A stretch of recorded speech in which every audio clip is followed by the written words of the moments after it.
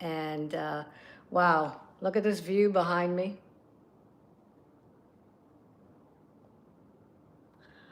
I'm on the 52nd floor in the middle of downtown Melbourne, and it is creepy for me because I'm not used to these heights. But hey, I get a perfect view and a new experience, and that's what's great about being in this place. So I wanted to talk to you all about something that happened yesterday. I was able to meet up with my friend Jill Cole. It's been 6 years since we have seen each other personally, in person. And we were able to give each other a big hug. We had lunch together. It was a whole group of us: Antonio Sanjo, Belinda Clayton, Stefan First, and Aaron Donnellan. And it was so nice to catch up. The last time a lot of us had been together had been first in the introspective hypnosis class in 2019 in Wanaka, which is in New Zealand. And then a couple of them went to Peru in 2020. So it was wonderful to be able to spend some time just here in my apartment, and then we went out to lunch in a really lovely place. And we got to talking, and you know, when you do this work that I'm doing right now, I mean, we do it really to help people. And Antonio and I have been doing this for a long time now. Since 2014 is when we met. And that was the year that Dolores Cannon died, in the 4 months after we saw her there. So after that, Antonio and I started taking, well, we were mentored by other hypnotherapists. We went to other classes, and he went to some classes that I didn't, and I was certified as a hypnotherapist, and we both took on separate roads and then came back together, and we've been training in this work since I think 2017 or 18. So we have trained a lot of people on introspective hypnosis. But now the way that Antonio trains is so different than before. He is on a spiritual path himself. He has learned a lot, and he incorporates these beautiful teachings that he's getting himself from some sessions that he's doing, that he's connecting with such higher consciousness. So he's incorporating that in the classes. And we were sitting around and we were talking with someone who actually learned QHHT, and she was telling us about what she has to do to kind of stay in the community. And honestly, it was breaking my heart. It was breaking my heart because, you know, let's say that you were to be taught to cook, and you were told, okay, you're going to only use these pots and pans, and I'm going to give you these ingredients, and for every dish, you're to use these ingredients. You could use flour, you could use butter, you could use milk, and, you know, maybe some vegetables here and there. But don't use anything else. And I feel that a lot of practitioners are being so, they're being held back from really working, really helping. And if you're a practitioner out there that you are already doing this work, and you realize that you can't handle some of the things that are showing up in your sessions, it's time to get new skills, new techniques under your belt. It breaks my heart to hear stories about how people, when they get scared, these are practitioners, when they get scared and they pull the person right out of hypnosis because they don't know how to handle it, or they just give them a different story that isn't true. So in the introspective hypnosis class, we give you a lot of these techniques that will help you. We never pull anybody out of a session because we think they're not seeing anything. We were talking about, for example, a lot of people go into a session and they see dark, okay? And they say, oh, I feel like I'm floating in darkness. And depending on the belief of the practitioner, they may say, oh, do you see stars? Do you see any planets? Try harder, see if you see some stars or planets. Well, that client may be inside of their mother's womb. And many, many clients go to their womb. And in the introspective hypnosis class, we teach that, how to navigate inside the womb. There's a specific technique that takes you through the womb. And that is important for all of us because our first traumas in this life happen as we are floating in our mother's womb and listening to what's going on outside, feeling our mother's feelings. The mother saying, you know, I really don't know if I could handle this kid. I may abort it. And the child in there is going, no. So it's really important that you learn how to do this. A lot of people think in a session that they're talking to someone's higher self. There's another voice comes through. Many, many times, it is a lost soul. It is an entity. And entities can pick up on you, your life. That's how they do. How do you think people do readings on you? They pick up on who you are. So you may be talking not to someone's higher self, but to a trickster, a lost soul who just wants to go in there and make themselves feel important, okay? So that trickster, that lost soul, needs to be helped to go to the light. Many hypnosis techniques do not address lost souls. And just by watching my sessions or Antonio's is not the right way to learn because we teach you exactly how to do it. So that's what's important, is to learn how to do this because you will come through all of this. You know, I was just in a small community across from Melbourne, and I got to meet 4 lovely people there. All of their sessions were completely different. They were all fantastic. Only one of them right now has given me permission to post it.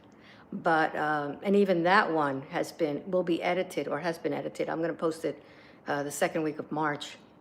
But there's a lot of personal stuff in there, and we all have personal stuff. I don't care how evolved you think you are with your channeling, with readings, with whatever.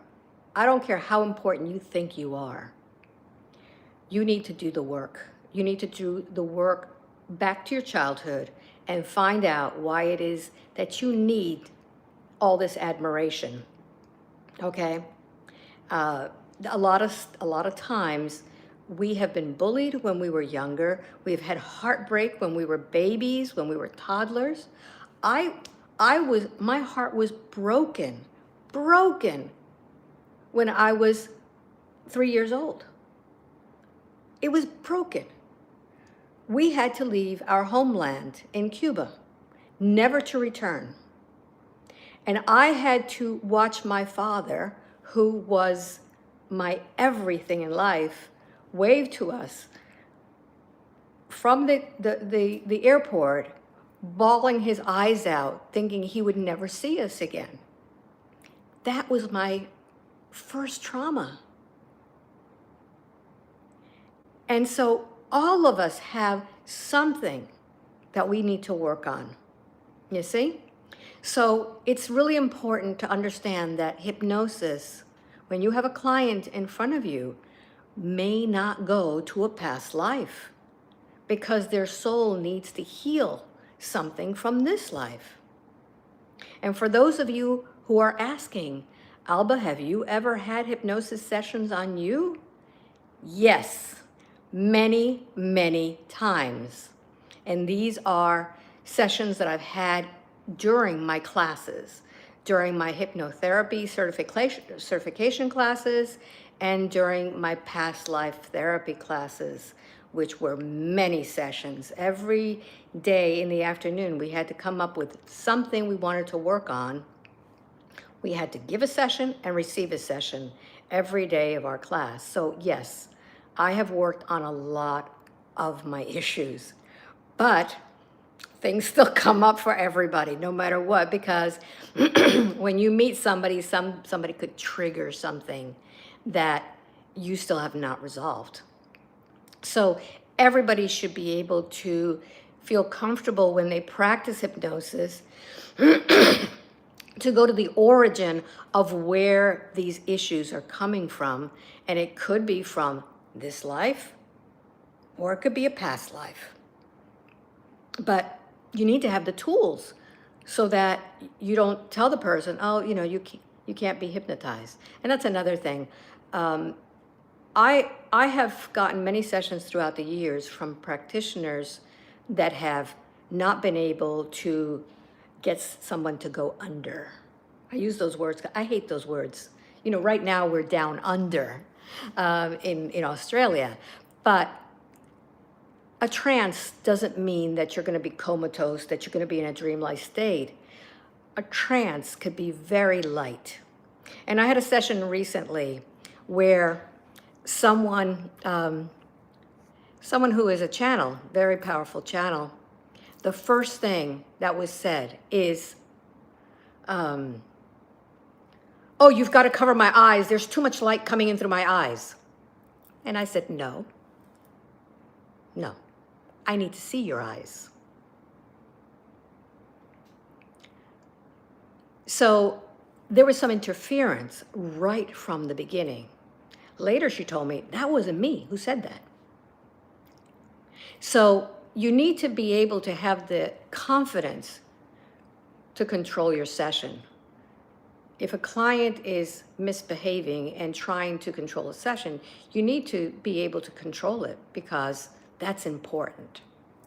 So anyway, the reason I'm on this rant is because my colleague Antonio Sanjo has put together this amazing class which evolves every single year. Every year, I'm amazed at how much better he's teaching, how much easier the people are grasping on to the information, how much faster they're starting to work themselves. And during the class, he supports them after the class. I'm there during in-person classes only. That's been our agreement that, we work together in person. He has also his online classes. So if you can't go to an in-person class, go check out his channel, antoniosanjo.com on his, he's got YouTube and he's got his regular one, but we have a class coming up in May, and I'll tell you a little bit about that class. It's a retreat, so you're going to be with us all the time. It's like a 7-day class, and you're going to sleep there. You're going to have 3 meals a day with us. We're going to work during the day. We're going to have dinner, and then we're going to continue at night. And we do sessions on some of the people in class. So you may go to a class and get a session from either me or Antonio to do a demo. So we only have a certain amount of rooms that we block out for our students. And if we don't get enough people, we give back those rooms so that they can use them for other meetings.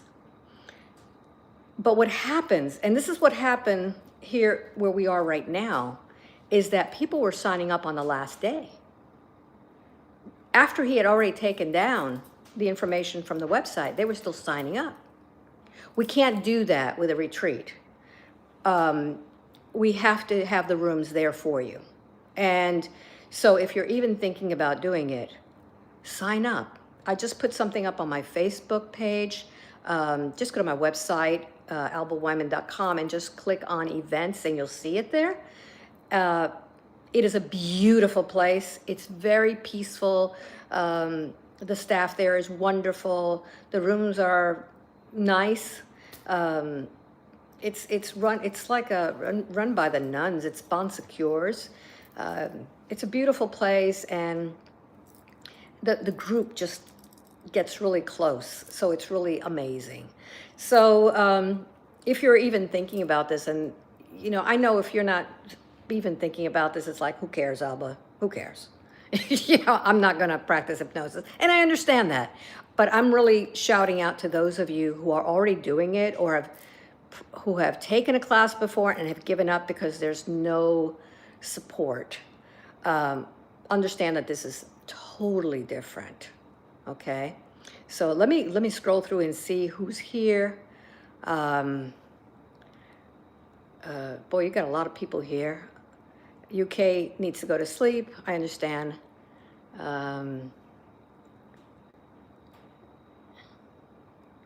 Yeah, there's really no questions here, but I just wanted to reach out, and let me show you what this place looks like, because it's really cool.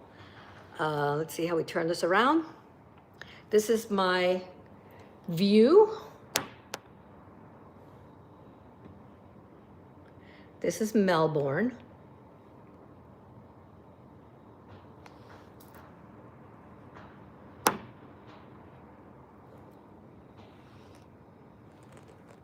Let's see. Isn't that amazing?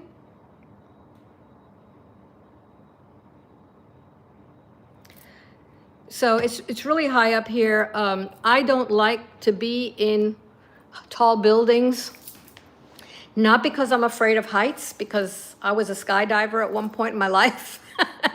And looking down over there doesn't bother me at all, because I jumped out of airplanes quite a few times in my life. So that doesn't bother me. What bothers me is when I'm in bed and I hear the walls creaking like you would on a cruise ship, when you hear the and you know that the building is swaying. That, you know, that doesn't do anything for me. And I always think about fires and having to escape quickly. Those are the kind of things that worry me about tall buildings. If you're in a house, you could quickly just run out. But in a building like this, whew, there's a lot of people here. So that's the only thing that is creepy about cities. And I am actually sleeping with actually protective gear. I have a beanie that I wear to sleep, and I wear a t-shirt to sleep, which is, it's made of it's for EMF frequencies, because there are so many EMF frequencies in this place. So I like to keep my head and my chest area protected from the EMFs. You know, there's just too much of that. When I first got here, I had to do a clearing of this room, because all I could see is these faces. As soon as I started going to sleep, I felt faces just coming towards me, and it's like, oh, there's a lot of energy here. So Lara says silver shirt. No, it's not silver. It's I think the company is called, it used to be, I think it's called Haven or something right now. So, all right, let's see. Somebody has a question. Curious if any contradictions to being hypnotized. Heart chakra, you're going to have to explain what that means, contradictions to being hypnotized. I'm not sure what that means. So,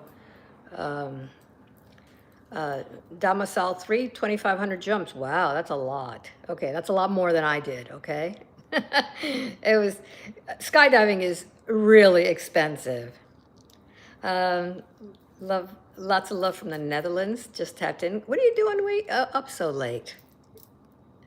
Because I know it's morning here, but um, it's really late in some places.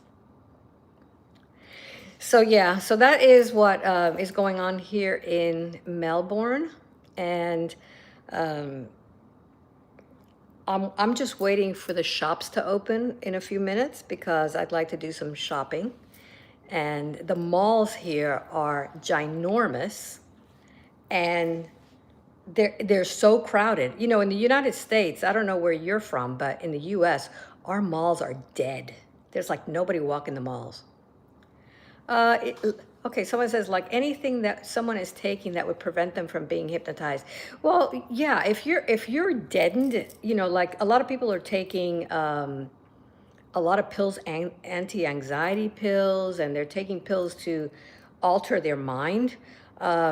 With hypnotherapy, we focus on your emotions and we focus on symptoms.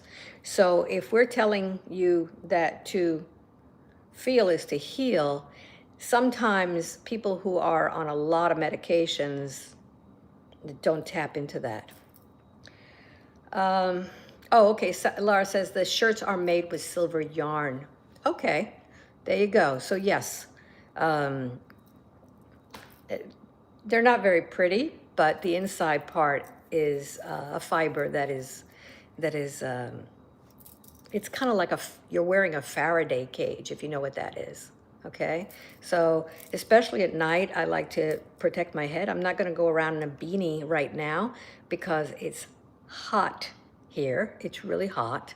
But if I were in a northern country or a part where it's colder, I would have been wearing my beanie and even my shirt if I'm going into a really big city like this, just to protect me from all of the waves.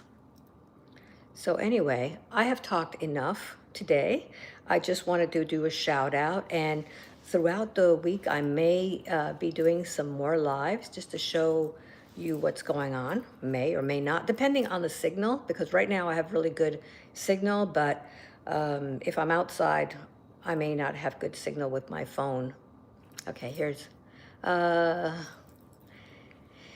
Zoab says, over the last few months, I've been feeling this feeling of so much disturbing energy in the air. Could this be a result of EMF? It could be anything. It could be the solar events. It could be the Schumann resonance all over the place. There's a lot of stuff going on. A lot of people are feeling exhausted, just exhausted. And so if you are very sensitive, you're going to feel something. It may be exhaustion. It may be just sensitive to stuff. Maybe more aches and pains to your body. You know, out of the norm. So yes, we're being bombarded right now by the sun. So if you haven't tuned in to Stefan Burns' channel, he talks about all the stuff going on with the sun.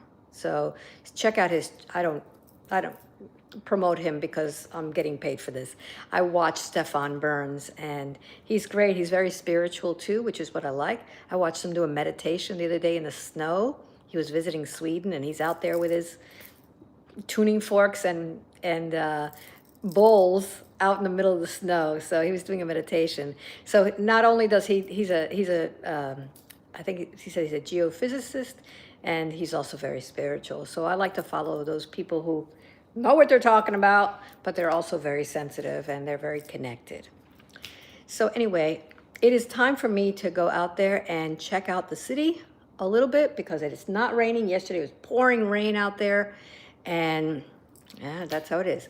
Are you accepting any more private hypnosis? No. We are ready to do our work here, and no, I've already done that in Yarraville, so I'm not doing any hypnosis here in Melbourne. So, oh, Lara says she watched him too. Good. So yeah, no, I'm not doing any more sessions, and you know, if there's any sessions available, it's on my newsletter. Love to you all, and I hope that I will see you at our next class in Marriottsville, Maryland, which is in May. Okay? All right. Bye-bye all. See you soon.